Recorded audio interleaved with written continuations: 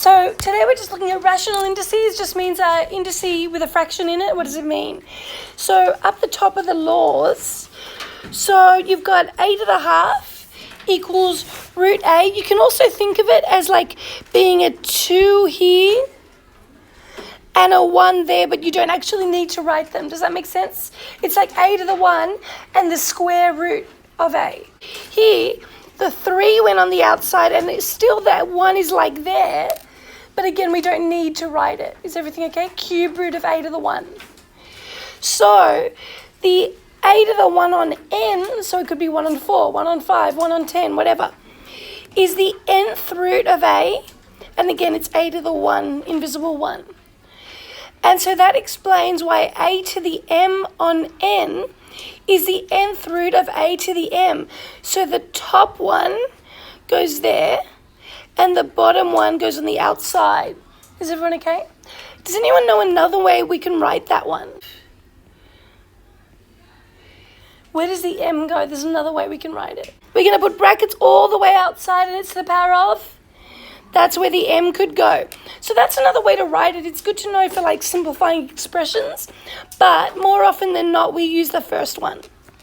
Okay, and girls, you need to be able to work with these without a calculator. Write the following with a fractional index where the base is a prime number. Cube root of 2, that's 2 to the 3rd. Okay, beautiful.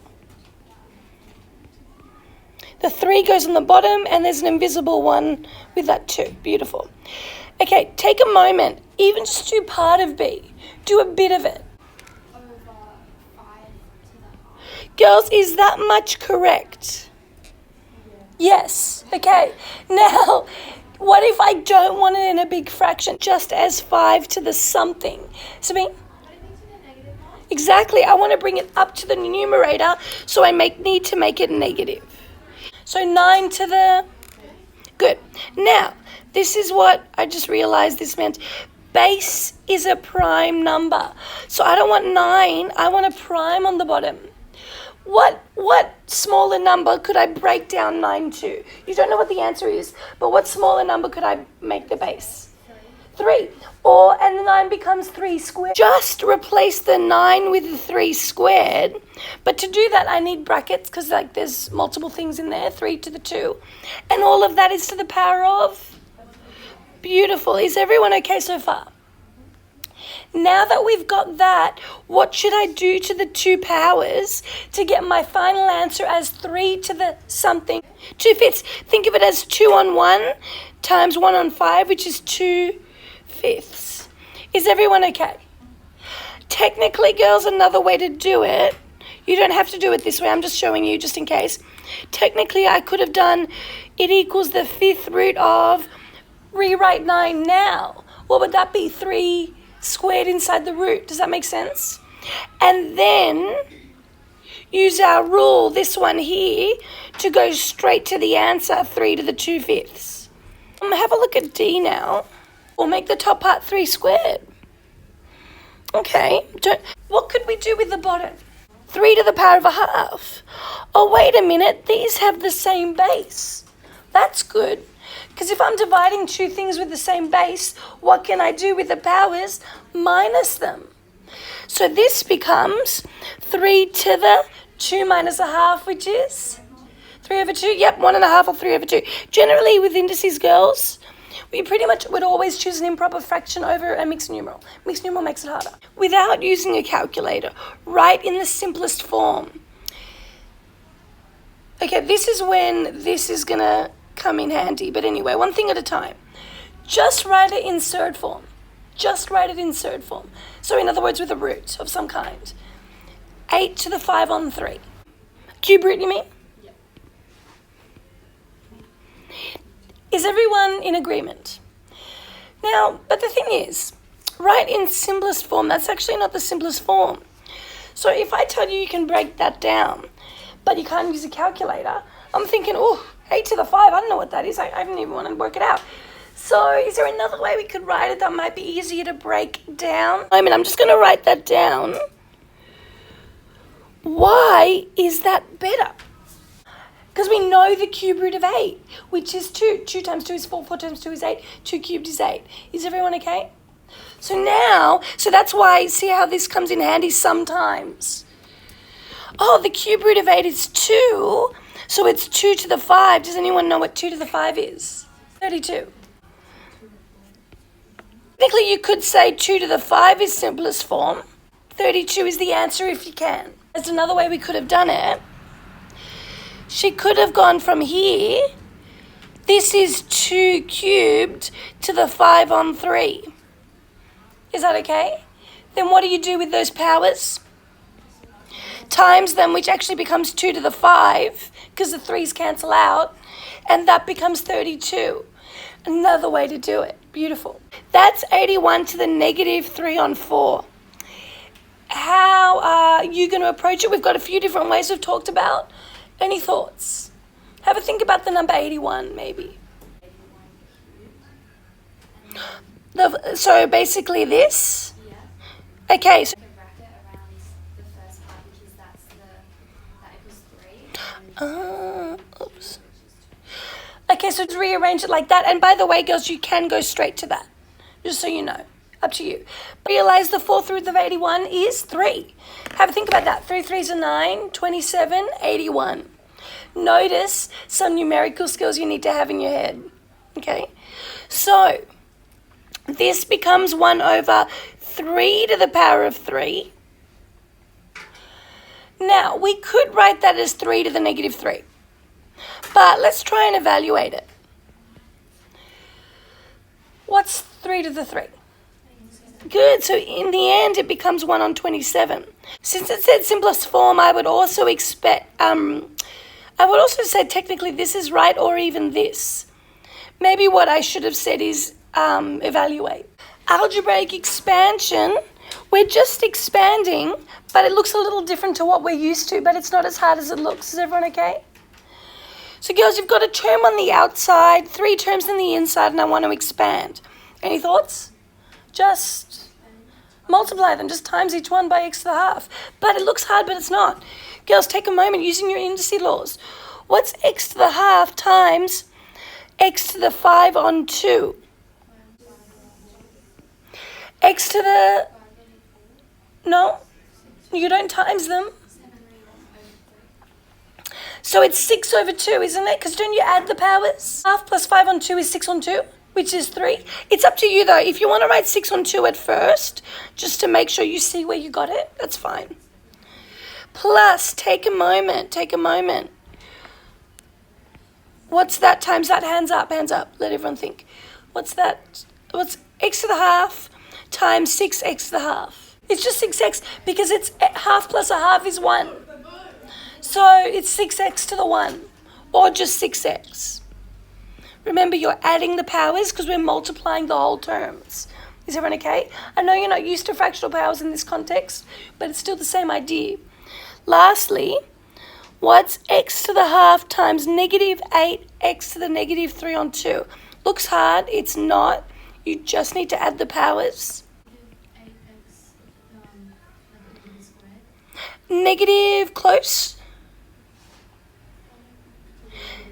Negative 1 or 2 on 2 if you like.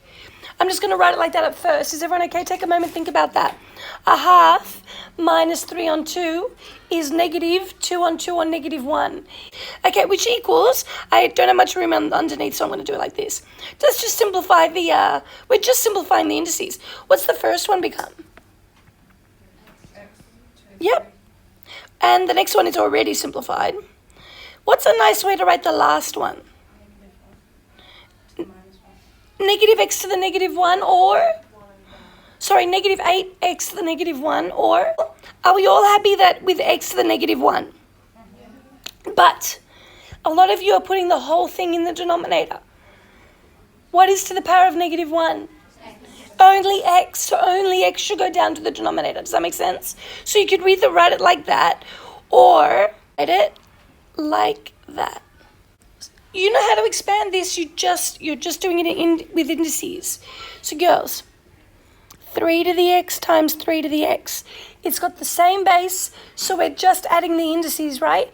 Adding the powers. So what is that? 3 to the 2x. X plus x is 2x. Is everyone okay? Okay.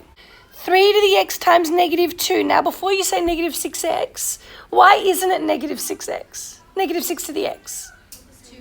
Not the same base. Yeah, you can't just times the bases all willy-nilly.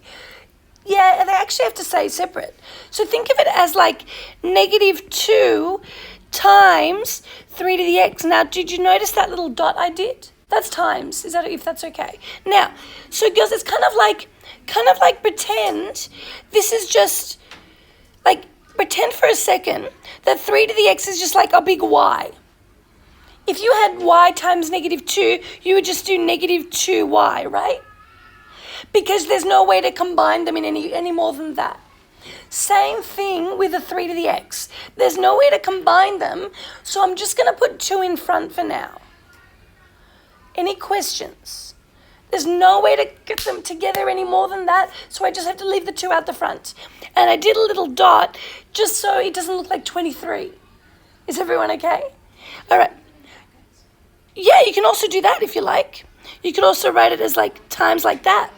If you prefer, feel free. Yeah, and also 1 and 3 to the x. And so that's now plus, you could just do 3 to the x or 1 times 3 to the x. Either one. Oh, whoa, what was that? I can't write. 3 to the x. And then minus 2. 1 times negative 2 is minus 2. Is everyone okay with that? Beautiful. Now, can you see anything there we can simplify? So girls, it's like these are like terms. Put it this way. If I had negative 2y plus y, what would that be? Negative y. Same thing here. Negative 2 lots of 3 to the x plus 1 lot of 3 to the x is negative 1 lots of 3 to the x, or just negative 3 to the x. Take a moment, is that okay? Replace it with y if you like. So it does, so wait, 3 to the 2x stays the same, minus just 3 to the x, minus 2, and that's it. So we're squaring something. Remind me, what's like when you square something, what do you get? What's a plus b squared? What's a plus b all squared? Plus 2ab plus b squared. Beautiful. So that's the idea we're going to use here. So what are we squaring first? 5 to the x. Take a moment, what is that? 5 to the x squared. 5 to the 2x. That's it. If you're not sure, you could always just go a bit slower and do like 5 to the x squared. Or, remember, that's x times 2 is 2x, which is why it's 5 to the 2x. Sorry? You can, not as well. You could go further and make it 25 to the x. Personally, I wouldn't bother. Just like here, I wouldn't bother. I'd leave it like that. Is everyone okay? And then plus, take a moment, use this. 3 times 5 to the x times 5 to the minus x. Yeah, let's take it nice and slow and do it that way. I like that. Plus, 5 to the negative 2x, or if you like, 5 to the negative x squared, if you just want to take it step by step. Is everyone okay? So then, what's my simplified answer? What is this in a nicer simplified way? 5 to the 2x. Beautiful. Plus, take a moment and think about this, the middle. It's 2. Do you see that? Take a moment. Look at these 2 here. You're timesing them, so we add the powers, right? X plus negative x is 0. 5 to the 0 is 1, so it's like 2 times 1, which is 2. Or you can write 2 times 1 if you need to go step by step. So basically all of that is 1. So 2 times 1 is 2. And the last one we actually already simplified. You could also write it as 1 over 5 to the 2x. I don't think in this case it's necessary, but it's your choice.